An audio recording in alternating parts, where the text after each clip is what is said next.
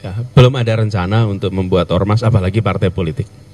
Jadi saya ingin sampaikan kepada semua bahwa kita akan meneruskan perjuangan perubahan ini dan akan terus bersama-sama membawa ide. Tetapi formatnya dan lain-lain ini belum kita bahas dan belum ada sedikit pun ide, gagasan mengenai ormas apalagi partai.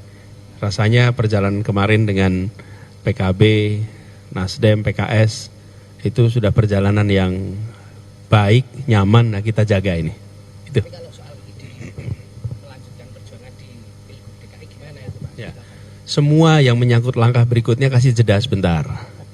Kasih jeda sebentar. Jeda, menata dulu, nutup buku, jenang sumsum, terus baru nanti kita. Catatan bulan apa pengumuman?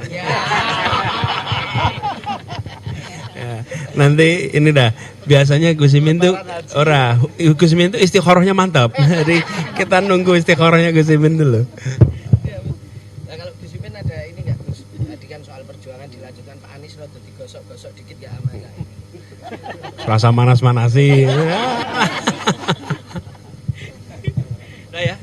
Pak Anies mau tanya soal Pilgub DKI ini kan PKS ada kader yang ingin diusung dan meminta Pak Anies mendukung kader PKS ini, tanggapan dari Pak Anies gimana? Sekarang jeda dulu, saya bilang gini, jeda dulu, habis itu baru nanti garap lagi, ya. Pak Anies tadi sempat disampaikan di pidato ya, ini perlu dijadikan sejarah, dijadikan buku. Apakah ini juga akan perjuangan? Ya, saya sampaikan kepada Pak Kapten tadi, karena banyak sekali pengalaman dan kalau ditanya apakah ada yang menulis tim ses di Indonesia, belum ada. Ini menjadi pengalaman penting. Dan kemarin dalam kita kampanye ada program Selepet Imin, ada Desak Anies. Itu program yang sekarang di YouTube banyak sekali orang terus menonton. Walaupun kampanye selesai, tapi itu sebagai proses pembelajaran kebijakan. Jadi itu yang sebenarnya kami katakan tadi. Kami ingin membuka ini dengan niat baik dan sudah dikerjakan. Mengakhiri juga dengan cara yang terhormat. Jadi keluar di sini itu kepalanya tegak semua. Tidak ada yang harus menunduk, ya ada yang merasa harus ada disembunyi-sembunyikan. Kemarin tadi Gus Imin sampaikan dalam sambutannya, ini semua adalah dikerjakan dengan cara yang terhormat. Itu sebabnya kami bangga, bersyukur. Dan kami juga ini menjadi sudah seperti sebuah saudara, saking dekatnya di dalam perjuangan bersama kemarin. Ya, oke. Pak Anies mengumpuli sebelah Caimin, pendekatan-pendekatan yang sudah dilakukan oleh partai koalisi yang ada di perubahan ini, Pak Anies sekarang melihatnya seperti apa? Misalkan Nasdem dan juga PKB kemarin ketemu sama Pak Prabowo, apakah merasa dihilangkan? Kita masih jalan sama-sama terus kok. Masih jalan sama-sama terus dan begini, di dalam proses komunikasi itu selalu ada ruang terbuka untuk komunikasi. Bahkan ketika kami berdua hadir pun ada yang mempertanyakan kenapa harus hadir. Itu tapi kenyataannya kami ingin bernegara dengan terhormat kok. Kita ingin menjalankan proses politik juga dengan terhormat. Cuman karena ada pengalaman yang cukup panjang di mana berbeda tak berdialog. Maka ketika ada dialog itu seakan-akan lalu terjadi persamaan.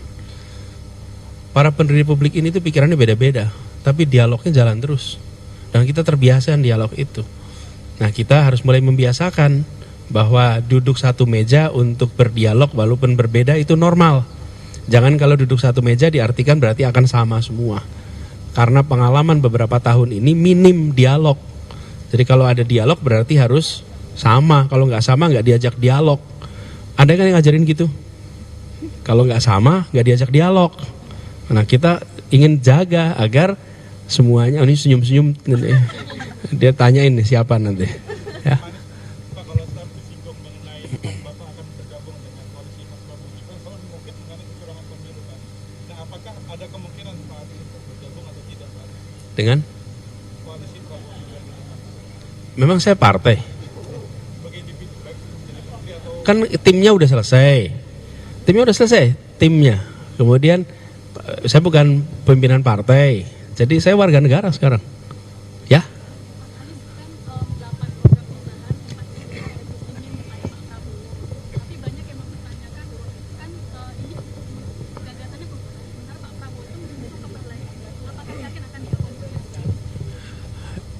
Pemegang mandat konstitusi memiliki kewenangan untuk menentukan.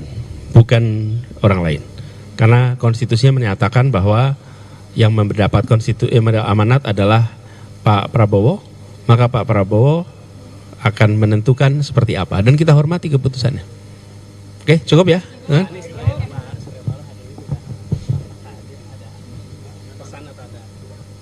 Kan datang Pak Sekjen, datang Pak Yan Darmadi, diwakilkan. Ya. Nanti diundang pasti diundang. Dah cukup.